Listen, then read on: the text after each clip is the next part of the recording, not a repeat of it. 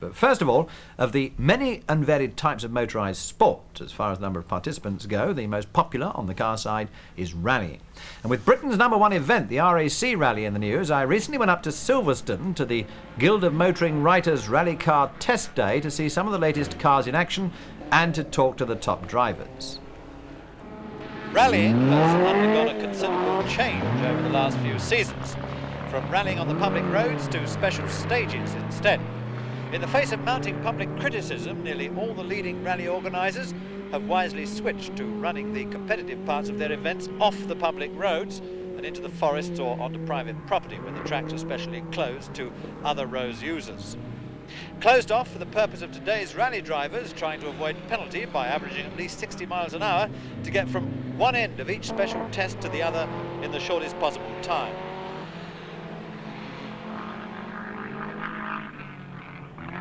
Well, I don't doubt there are quite a few aspiring rallyists watching at this moment, but how do you get into the world of rallying these days? I suppose the best people to ask are the experts. We have three of them here. We've got Roger Clark from the Ford team, we've got from the Opel team, we've got Tony Fall, and we've got Chris Slater from Datsun. Roger, you first. Isn't it almost too difficult now for the average youngster to get into rallying? Has it become too professional? No, there are quite a lot of ways a junior member can get into motorsport quite easily now. There are a lot of Group 1 events which are standard motor cars you can use and do quite well. There are a lot of ways. The sport is getting more competitive every year, so there leaves more openings for people to get into. The only thing it does seem to me, it's sort of moving off the roads now to the special stages. And where can a youngster practice for the special stages? He can't really, can he, Tony? Well, there are more and more special stage events taking place. The RAC this year is allocating double the amount of forest for rally use. So you're finding special stage events down as far as close to club events, which are sort of just the stage above your conservative treasure hunt. Well, you see, what about costs? Chris, I mean, this must be a point. You're okay, you're backed up by Datsun, so cost doesn't really bother you, but it's going to set the youngster back quite a bit, isn't it, if he tries to come into your class, as it were? I think it's dangerous to encourage people to start in special stage rallying because it is 3 or 4 times as expensive as a road type of event. I think the novice should start on the roads and learn the basic principles and then move into the stages when he's found himself a modest sponsor and he realises that he's capable of coping with it. Because with this backup team, you're not doing too badly, but on a cost point of view, it really does take a knock on these special stages, doesn't it, the car? Well, yes, you tend to be more savage with the vehicle on a special stage because you know there's nothing coming the other way and you can't drive like that on the public roads anyway. But at the same time, you talk about backup teams, it gives the ordinary man the possibility of going out and helping his friend. It brings more people into the sport. How much knowledge do you need to have of the workings of a car, Roger? Don't really need anything, but any knowledge is better than none, really. If the car does break down, then if you can fix it, you stand a better chance than the man who can't fix it. So mechanical knowledge is a help, but not essential. They say that 1.5 million spectators turned up on the special stages at the RAC last year. Chris, doesn't that present a safety problem? No, not really. We want to encourage spectators, the more the merrier, so far as the sport is concerned. Most of them are very sensible and know exactly where to go and what to do, how to treat the forest. And I think they can teach the others to stand in safe positions and so on. Well, when you see the battering that these cars take on the special stages, it's not surprising if some of them fall apart at the seams after taking a bashing like that. So the really serious driver, the really serious rally driver, has a backup vehicle, which is almost the next thing to a travelling workshop. This is the vehicle that backs up the dealer team Vauxhall and Chris Coburn as team chief. Now, what sort of situations can you cope with, Chris? We can cope with quite a lot of varying circumstances depending on the amount of time that we have. What sort of equipment do you carry? I mean, starting up on the roof rack there, you've got quite a selection of tyres, haven't you? Yes, we carry basically 3 different types of tyres. These would be used on racing surfaces or just normal tarmac roads, or we have a knobbly tyre for loose forestry stages. And this surgeon's kit that I can see here on the door? Yes, surgeon's kit's a good word because it's for repairing the bodywork. If the driver happens to lean the car against a tree and presses a wheel arch against the wheel, then it's necessary to move that away so that he can drive on his way. What about the mechanics of the car? What can you cope with in that respect? We can carry in the vans axles and gearboxes, and these can be changed providing we've got the time. And we try and carry complete units rather than repairing an individual item, and if the regulations on the event permit, we do change a complete unit. We carry complete axles, as you can see there, and a gearbox in the cupboard there, and other ancillary equipment. How many parts do you carry, in fact? I don't really know. We have location lists of all the parts in the van, and these are listed, as you can see, in alphabetical order against their location in the van. And as you can see from these lists, there are a good few hundred parts altogether. Time must be the all-important factor. What do you allow yourself? What's your maximum time you can spend on repairing a car? Again, it depends on the event and the sort of event.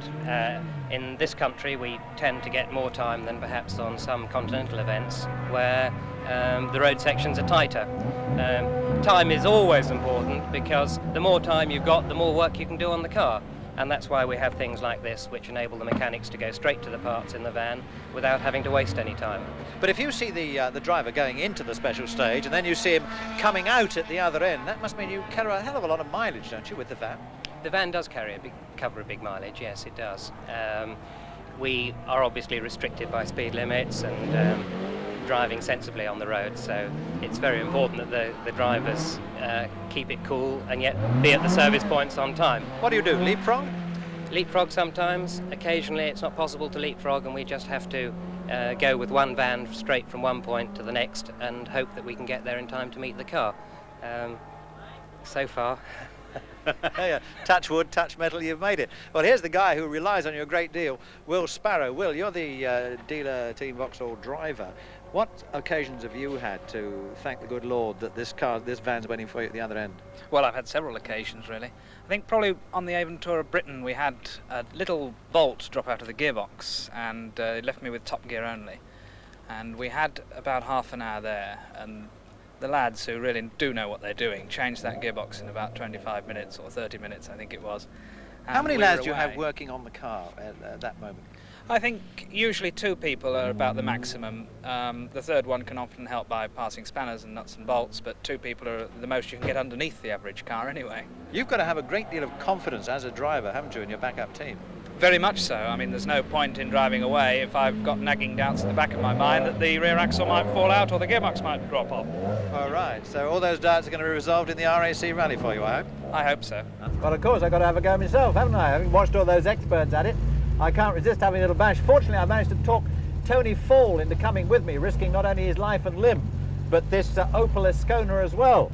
So if you would like to join us, Tony's going to give me a little instruction as we go round, if you can hear him above my screams. So, Tony, how's the Opel Ascona doing in the Rally Championship so far? It's doing very well at the moment. For the first serious year in competition, they're leading the European Championship. Are they really? Well, watch me put you down the table. Here we go. Come and join us. So, into first. Yes, give it plenty of revs.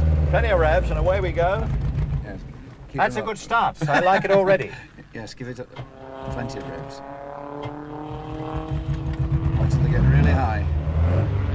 This time for real. Press harder. The clutch right out. Now keep it in second gear as long as you can. Stay in second. Yes, as much as you can. As we come up to the bend here, when do I lay off? I'm right about here. About here. Brake a little bit. Little bit of brake. Turn in now. Turn in. Few revs. Bit of power now. Bit of power. Keep it straight on the grass. Into the muck and bullets. Off, lift off. Oh, you're getting a lot better. I'm getting the feel now. There's a Off chap the here. power. He's a bit stuck in the mud there, is that lad? I don't think I want to join him, so we'll spin the wheel, try and find a bit of hard grass over here. I think I've found a bit. Off the power.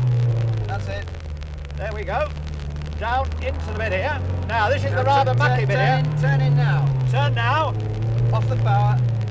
On the power. Off the power. That's it. It's got a touch of the Queen Off the Mary's power. about this, hasn't it?